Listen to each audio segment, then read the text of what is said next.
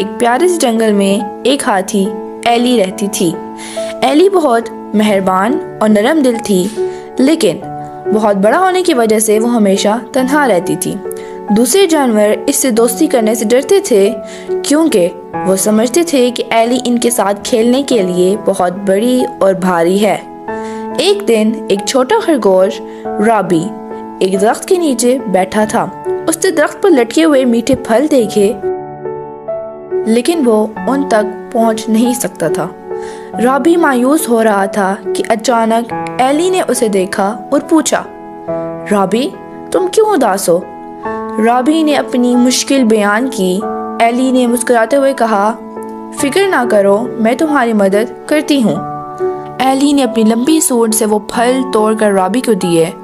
Robbie बहुत खुश हुआ और उसने एली का शुक्रिया अदा किया। रॉबी ने बदले में एली को कुछ ऐसे छोटे और तंग रास्ते दिखाए जो जंगल में मुख्तसर थे और जहां एली को जाने में आसानी होती थी।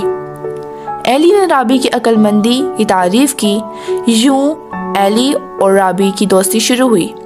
उन्होंने समझा कि चाहे कोई बड़ा हो या छोटा, सच्ची दोस्ती में एक दूसरे की मदद और एहतराम सबसे अहम है। दोनों हमेशा साथ रहने का वादा करते हुए खुशी खुशी रहने लगे।